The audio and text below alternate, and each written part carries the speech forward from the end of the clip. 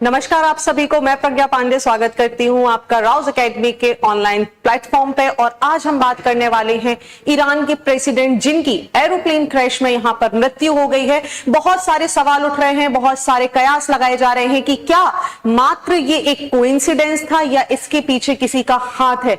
India के लिए आगे क्या होने वाला है, क्योंकि रिसेंटली इंडिया ने अभी कुछ दिन पहले ही ईरान के साथ अगले 10 सालों के लिए चाहबर पोर्ट की डील साइन करी थी। ये वही समय चल रहा है जब रशिया यूक्रेन की वॉर चल रही है, ये वही समय चल रहा है जब हमास के अटैक हो रहे हैं। ऐसे में ईरान के प्रेसिडेंट की एक दुर्घटना में मृत्यु हो जाना बहुत सारी तरफ इशारे कर रही है।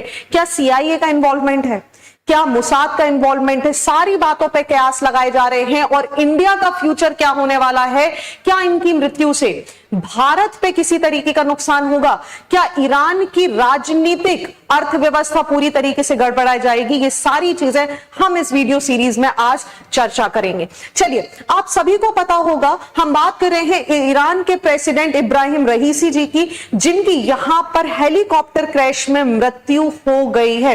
कुछ दिन पहले आपको पता होगा, 2 दिन पहले ही ये न्यूज यहां पर सर्कुलेट होना शुरू हुई थी कि इब्राहिम रईसी की जब हम बात कर रहे हैं, ये अजरबैजान से एक डैम का उद्घाटन करके लौट रहे थे।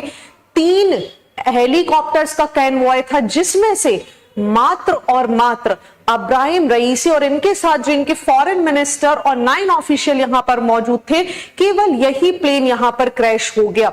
यहां पर आप पहले फोटो में देख लीजिए, इब्राहिम रईसी जिनकी हम बात कर रहे हैं, ईरान के प्रेसिडेंट हैं। कहीं ना कहीं इन्हें तेहरान के बुचर के नाम से जाना जाता है। ऐतिहासिक तौर पर अगर हम बात करें तो ऐतिहासिक तौर पर बहुत ही प्रोमिनेंट व्यक्ति रहे हैं।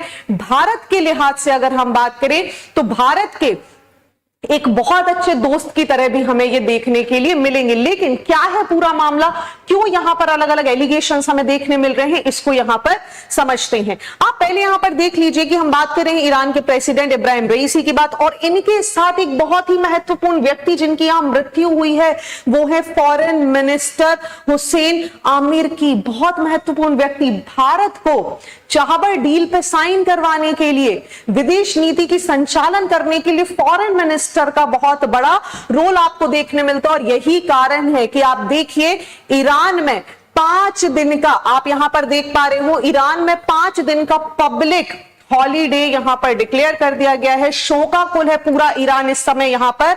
और आपको मैं बता दूं, ना केवल ईरान, आप देखिए एशियन कंट्रीज में Bharat, Pakistan, Syria, Iraq, Lebanon और तुर्की जैसी कंट्रीज ने भी अपने तिरंगे को आधा झुका दिया है शोक में। बहुत कम होता है कि भारत और पाकिस्तान दोनों कंट्रीज किसी व्यक्ति की मृत्यु पर अपने यहां पर शोक व्यक्त करते हुए अपने राष्ट्रीय ध्वजों को यहां पर आधा झुका दे। और ये यहां पर इस बार India, Pakistan, Syria, Iraq, Lebanon और तुर्की ने किया है। हालांकि इसी के साथ अगर हम बात करें तो ईरान का सबसे बड़ा दुश्मन आप सभी को पता होगा, 2003 सैंक्शन लगाने वाला नन अदर देन बट हमारा यूएसए। 2003 में आपको पता है यूएसए ने ईरान के ऊपर बहुत सारे इंपोजिशंस लगा दिए थे, बहुत सारे सैंक्शंस यहां पर लगा दिए थे। और जैसे ही अभी भारत ने डील साइन करी ना, आपको मैं बता दूं, जैसे ही भारत ने चाहबर पोर्ट की यहां डील साइन करी थी, यूएस ने भारत को भी धमकी दी डाली कि देखो भैया गलत कर रहे हो, आपके ऊपर भी सैंक्शंस लगाए जा सकते। लेकिन इस बार भारत किसी की बात सुनने के मूड में नहीं है। हमारे फॉरेन मिनिस्टर का स्टेटमेंट क्लियर है, those who are good with us we are good with them. हमें कोई मतलब नहीं है दुनिया में क्या चल रहा है। जब आपने रशिया के टाइम हमारे ऊपर सैंक्शंस लगाए, भारत ने यहां पर ऑयल खरीदा, क्योंकि भारत की अर्थव्यवस्था के लिए ये डिसीजन बहुत सही था। सिमिलरली भारत यहां पर भी चाहबर पोर्ट की डील साइन करेगा। हमारे जयशंकर जी का स्टेटमेंट बहुत क्लियर था, कारण हमारी सुरक्षा हमारे हाथ में है। कल को जब हमारे ऊपर चाइना हमारे ऊपर अटैक कर लेगा ना, पल्स क्रिएट कर कर, अभी मैं आपको सारी चीजें समझाऊंगी, तब यूएसए कुछ नहीं करने वाला। सो यहां पर इंडिया ने यूएसए की वार्निंग को एक तरफ रखते हुए ये डील साइन करी। ऐसे में यूएसए और चाइना एक बहुत अच्छा दोस्त है, आप समझिए। लेकिन क्या चाइना में यहां पर शोक डिक्लेयर किया गया है, क्या यहां पर राष्ट्रीय ध्वज को आधा झुकाया गया? नहीं। चाइना की मैं आपको एक बात बता देती हूं, चाइना बहुत रेयरली ऐसा करता है कि किसी भी व्यक्ति की मृत्यु पर इस तरीके की कोई एक्टिविटी करे कि वो अपने झंडे को आधा झुकाए। सो चाइना का भी स्टेटमेंट हमारे पास क्लियर नहीं है। रशिया में भी ऐसा कुछ स्टेटमेंट हमें नहीं देखने मिल रहा है। चूंकि रशिया और ईरान काफी अच्छे यहां पर दोस्त हैं, तो ऐसे में माना जा रहा है कि जब भी जो लास्ट रिचुअल्स हो रहे हैं उस समय रशिया अपना कोई कॉन्वॉय यहां पर जरूर भेजेगा। लेकिन सबसे बड़ी प्रॉब्लम है भैया, जो समझते हैं कि पूरा विश्व यही चला रहे हैं यूएसए में, ठीक है, यूएनएससी में, which is the United nation security council, यहां पर भी यहां के सारे लीडर्स ने खड़े होकर साइलेंस ऑब्जर्व किया, शांति दी, और इस बात से यूएसए बहुत चढ़ गया। यूएसए बोल रहा है अभी आज शांति दे रहे हो तो व्हाट नेक्स्ट, कटाक्ष किया तो अगली बार हिटलर के लिए भी, जब हिटलर की पुण्यतिथि आएगी तो उसके लिए भी आप यहां पर शोकाकुल हो जाइएगा, क्योंकि इनको इतिहास में बुचर ऑफ तेहरान के नाम से जाना जाता है। क्यों जाना जाता है, ये सारी चीजें मैं अभी आपको यहां पर क्लियर कर दूंगी। राइट, यहां तक अगर आपको सारी बातें समझ में आ गई हैं तो समझिए, इजराइल का ये जो स्टेटमेंट था ना, आप देखिए, Israel official suspect Raisi death, helicopter crash, deny involvement. ये तब की न्यूज है जब रईसी सिर्फ मिसिंग थे, जब हेलीकॉप्टर कैनवॉय मिसिंग था, और यहां पर जब इजरायली ऑफिशियल से पूछा गया तो उन्होंने ऐसा स्टेटमेंट दिया। हालांकि इसके बाद इजराइल के बहुत सारे स्टेटमेंट आए कि देखिए भाई हमारा इन्वॉल्वमेंट नहीं है, क्योंकि आपको पता है अभी जो लड़ाई चल रही है इजराइल हमस की, इसमें जो ईरान है, ईरान सपोर्ट कर रहा है हमस को, ईरान पूरा का पूरी सहायता दे रहा है, चाहे धनराशि हो, चाहे आर्मामेंट्स की सप्लाई हो, पूरा सहयोग ईरान के द्वारा हमस को किया जा रहा है। और आपको पता है इजराइल इस बात से बहुत ज्यादा खफा है, इसीलिए लगातार इस तरीके के आरोप लगते आ रहे हैं कि इजराइल का जो मुसाद है, जो कि अपनी बर्बरता के लिए वैसे ही बहुत ज्यादा जाना जाता है, मुसाद जो कि जाना जाता है कि इसका कोई भी टारगेट फेल नहीं होता, इनका इन्वॉल्वमेंट है। हालांकि मुसाद की तरफ से, इजराइल की तरफ से हम बात करें तो स्टेटमेंट कई बार क्लियर कर दिए जा चुके हैं कि ऐसा कुछ नहीं है। हालांकि जांच के लिए यहां कमेटी बिठाई गई है, वी हैव टू सी कि आउटकम क्या निकल कर आता है। चलिए बात करते हैं कि क्यों ऐसे कयास लगाए जा रहे हैं कि किसी का इन्वॉल्वमेंट है। देखिए, ईरान के प्रेसिडेंट यहां पर 3 हेलीकॉप्टर्स के साथ, हेलीकॉप्टर 1, हेलीकॉप्टर 2 और हेलीकॉप्टर 3 के साथ ये यहां से गए थे भाई अजरबैजान में, यहां पर एक डैम के उद्घाटन के लिए।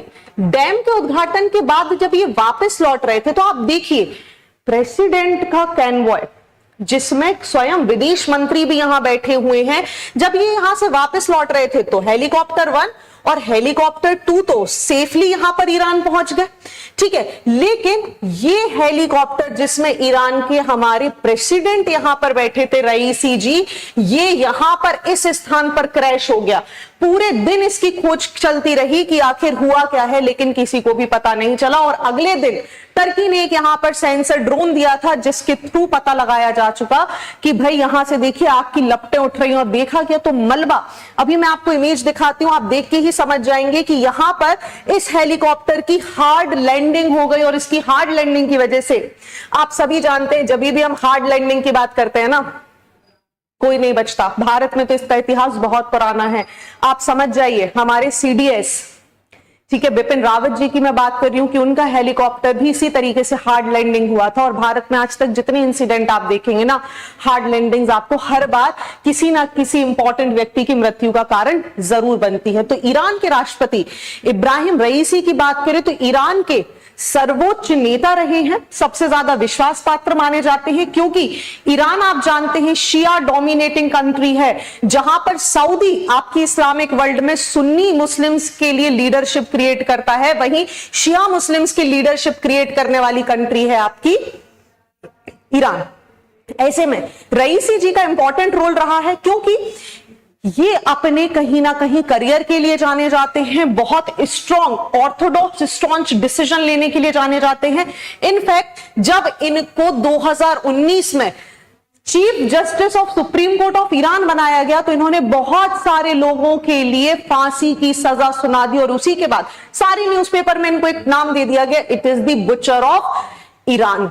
Butcher of Tehran. और इसी के कारण आप कोई भी एनसाइक्लोपीडिया खोल लीजिए, आप विकिपीडिया कर लीजिए, कहीं भी देखेंगे तो इनको ये टाइटल मिला हुआ है। It is not my statement, it is given in the history, it is given in the text, the butcher of Tehran. और जब इनकी मृत्यु हुई तो जितनी भी फॉरेन वेस्टर्न कंट्रीज की न्यूज़पेपर हैं, सभी में यही स्टेटमेंट आया कि finally the butcher of Tehran is no मोर।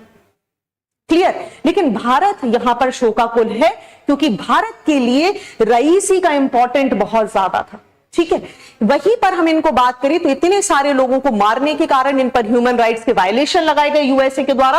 और 2003 में आपको पता है यूएसए ने ईरान को वैसे भी प्रतिबंधित कर दिया था, हालांकि बाद में कुछ चीजों को यहां पर सैंक्शंस को हटाया गया। ये देखिए आप, ये मलबा है, समझिए इस मलबे की अगर इस हेलीकॉप्टर की ये हालत है, वैसे मैं आपकी जानकारी के लिए बता दूं ये यूएसए का हेलीकॉप्टर है जिसमें ये यहां पर यात्रा कर रहे थे।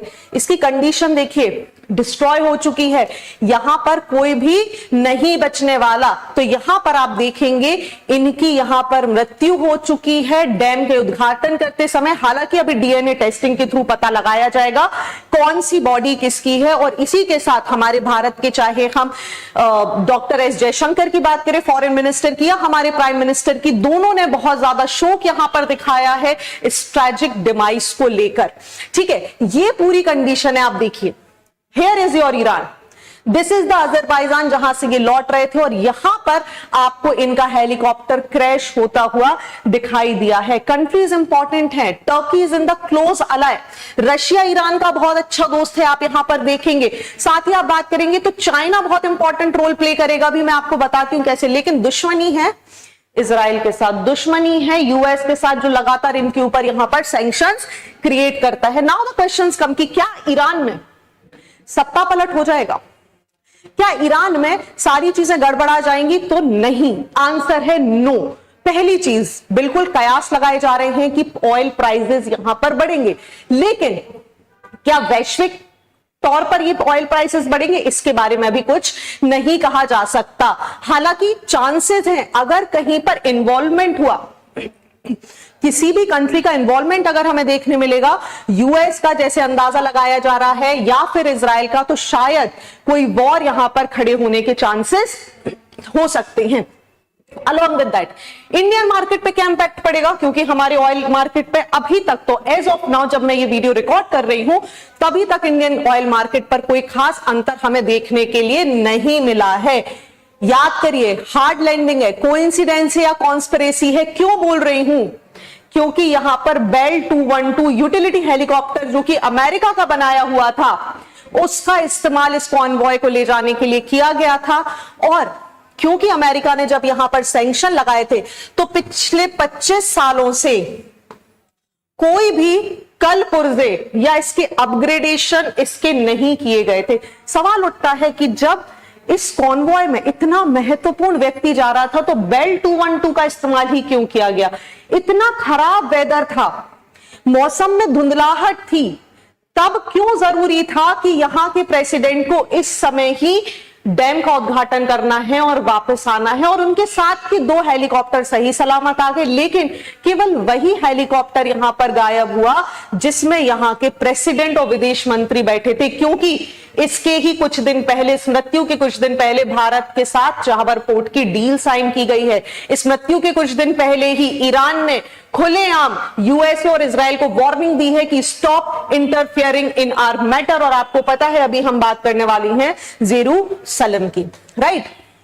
आगे यहां पर अगर आप देखेंगे तो क्या मैंने आपसे पूछा था कि ईरान में सब कुछ गड़बड़ा जाएगा? नहीं, बिल्कुल नहीं, क्योंकि केवल और केवल मृत्यु हुई है प्रेसिडेंट ऑफ ईरान की। सुप्रीम लीडर आयतुल्ला अली अभी भी एज इट इज अपनी गद्दी पर बैठे हुए हैं। और ayatollah Ali president, judiciary, parliament, guardian council, arm force सबके ऊपर बैठने वाला सुप्रीम लीडर है।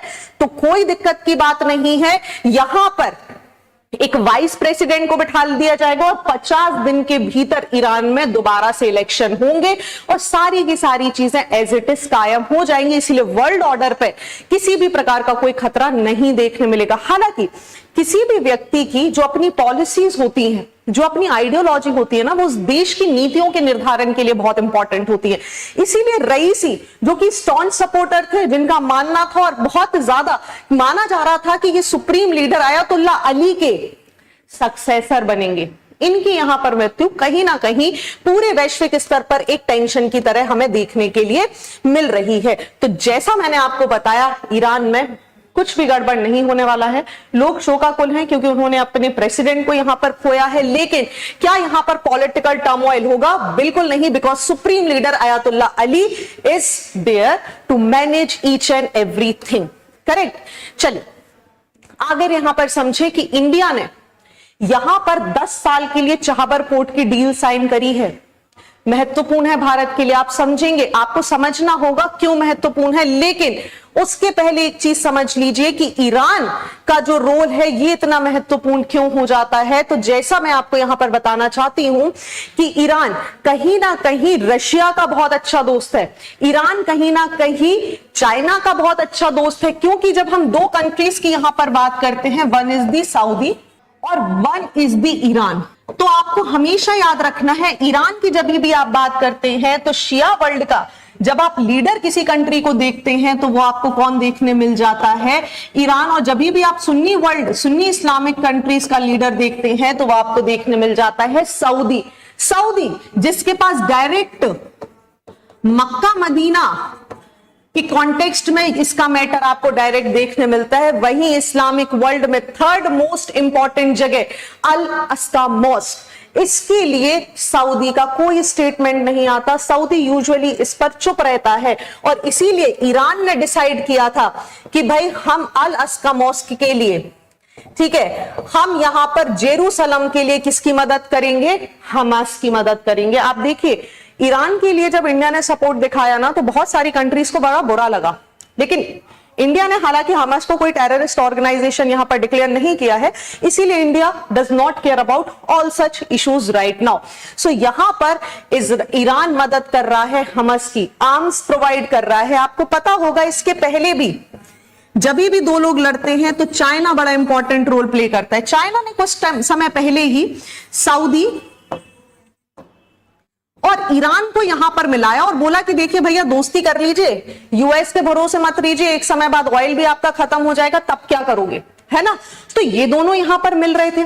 जैसे ही ये दोनों यहां पर मिलने की कोशिश कर रहे थे, दोनों कंट्रीज को रियलाइज हुआ कि यार यूएस हमें लड़ाता रहता है, व्हाट वी शुड डू, चलिए हम एक ना ऑयल पैक्ट साइन कर लेते हैं। और ये ऑयल पैक्ट साइन होता ही इस ऑयल पैक्ट के बारे में चर्चा होना शुरू ही हुई थी। अगर हम बात करें तो जैसे ही रईसी का प्लान है ये पूरा, आप समझिए, इब्राहिम रईसी वाज द वन जो बोल रहा था कि चलो पिक्चर से बाहर करो सऊदी, तुम और मैं दोनों इस्लामिक वर्ल्ड के हैं, let's come together, let's shake hand together, और दोनों एक दूसरे के साथ मिलकर डेवलपमेंट करेंगे ताकि जो बाहर बैठा हुआ बिल्ला है जो हमें लड़ाने की कोशिश कर रहा है वो यहां पर सक्सेसफुल नहीं हो पाए। लेकिन ये डील साइन होती उसके पहले ही रईसी की मृत्यु हो गई। अब आप समझ रहे होंगे कि क्यों स्पेकुलेशन किया जा रहा है कि इनकी मृत्यु के पीछे बहुत सारे लोगों का इन्वॉल्वमेंट हो सकता है। हालांकि जब तक कोई भी बात यहां पर क्लियर जांच के तहत बाहर नहीं आती, किसी भी बात पर स्टेटमेंट जारी करना थोड़ा सा जल्दी होगा। चलिए इंडिया के लिए बात करें, इंडिया के लिहाज से क्यों ये महत्वपूर्ण है? बहुत महत्वपूर्ण व्यक्ति है। चाबहार पोर्ट की डील इंडिया ने साइन करी है 10 सालों के लिए, और आप देखेंगे चाबहार पोर्ट भारत के लिए बहुत महत्वपूर्ण है क्योंकि ये हैं स्ट्रिंग्स ऑफ पर्ल्स। ये वो सारे पोर्ट्स हैं इस विश्व भर के जहां पर चाइना क्या कर रहा है, काम कर रहा है, ये सारी जगह चाइना के पास है। चाहे आप ग्वादर पोर्ट की बात कर लीजिए जो पाकिस्तान में है, चाइना डेवलप कर रहा है, तो भारत के लिए बहुत महत्वपूर्ण हो जाता था कि वो चाबहार पोर्ट, शहीद बस्ती पोर्ट को यहां पर डेवलप करे ताकि पहली बात तो वो वेस्टर्न कंट्रीज से डायरेक्ट कनेक्ट हो सके विदाउट इन्वॉल्वमेंट ऑफ पाकिस्तान। दूसरी बात, चाइना यहां पर रशिया के साथ यहां पर डायरेक्टली इन्वॉल्व हो सके इंडिया। अलॉन्ग विद दैट अगर हम बात करें तो इंडिया कहीं ना कहीं अपने आप को प्रोटेक्ट करना चाह रहा है। आप समझिए ये जो कंस्ट्रक्शन है पोर्ट का, ये बहुत महत्वपूर्ण हो जाता है भारत के लिए क्योंकि भारत की जियोपॉलिटिकल सिचुएशन के लिए स्ट्रिंग्स ऑफ पर्ल के अटैक से यहां पर इसको बचाया जा सकता है। क्लियर? क्योंकि इसकी प्रॉक्सिमिटी बहुत ही ज्यादा नजदीक है, ग्वादर पोर्ट से, इसीलिए इंडिया को एक बहुत स्ट्रैटेजिक लोकेशन प्रोवाइड कर देता है अपने आप को बचाने के लिए। अलॉन्ग विद दैट ये कहीं ना कहीं महत्वपूर्ण है international north south transport corridor के लिए। साथ ही हम बात करें इसकी इंपॉर्टेंस भारत के लिए बहुत ज्यादा है चाइना के पर्ल्स ऑफ स्ट्रिंग की वजह से। अब आप देखिए ये वो सारे पोर्ट है विश्व भर में जहां पर चाइना क्या कर रहा है, डेवलपमेंट के नाम पर भारत को घेराबंदी करने की कोशिश कर रहा है। देखिए बांग्लादेश, चिटगोंग, श्रीलंका, मालदीव्स, ओमान, पाकिस्तान का ग्वादर, ये सारी जगह भारत की किसने घेर रखी है, इंडियन ओशन में भारत को चाइना ने ट्रैप किया हुआ है। इसी के कारण हम इसे स्ट्रिंग्स ऑफ पर्ल्स के नाम देते हैं। इसीलिए महत्वपूर्ण है कि भारत यहां पर किसके लिए काम करे, सुएज कैनाल में ऑल्टरनेटिव रूट ढूंढने के लिए काम करे, अपने आप को वेस्टर्न कंट्रीज के साथ कनेक्ट करने के लिए और सेंट्रल एशियन कंट्रीज से कनेक्ट करने के लिए चाहबर पोर्ट की डील को साइन करे। सो आई होप यहां तक आपको सारी चीजें समझ में आ गई होंगी कि why all these things are very important for India, क्यों इतना महत्वपूर्ण हो जाता है कि भारत यहां पर काम करे। ऐसी बात नहीं है भारत काम नहीं कर रहा है, जहां पर चाइना अपनी फैसिलिटीज को लेकर काम कर रहा है, वहीं अगर हम भारत की बात करें तो इंडिया भी अपनी मिलिट्री स्ट्रेंथ के साथ Iran, Vietnam, Japan, Philippine, south Korea, Indonesia जैसी सारी कंट्रीज के साथ मिलकर अलग अलग डेवलपमेंट कर रहा है। चाहे हम शबांग पोर्ट की बात करें जो कि इंडोनेशिया में इंडिया डेवलप करने के लिए कोशिश कर रहा है, बांग्लादेश की बात करें या फिर सितवे म्यांमार पोर्ट की बात करें, ये सारे के सारे वो कंस्ट्रक्शन है जो भारत के द्वारा अपने आप को प्रोटेक्ट करने के लिए किए जा रहे हैं। हालांकि हम सभी दुखी हैं क्योंकि देखिए भारत अपना इंटरेस्ट देख रहा है। वी डू नॉट केयर कि what western media is thinking, we do not care what western world is thinking right now, जब भारत ईरान के लिए यहां पर अपने राष्ट्रीय ध्वज को शोक दिखाने के लिए आधा यहां पर झुका रहा है। So India stands with the person who or else India stands with the country who are standing with the India. चाहे हम बात रशिया की कर ले, चाहे हम बात ईरान की कर ले, जिसने भी इंडिया की यहां पर मदद करी है इंडिया ने उसका साथ एटलीस्ट नहीं छोड़ा है। आई होप यहां पर आपको ये डिस्कशन समझ आया होगा, सारी चीजें क्लियर हुई होंगी। आपका क्या विचार है आप मुझे कमेंट सेक्शन में जरूर बताइएगा। मिलते हैं ऐसे ही किसी अगली खबर के साथ। Thank you.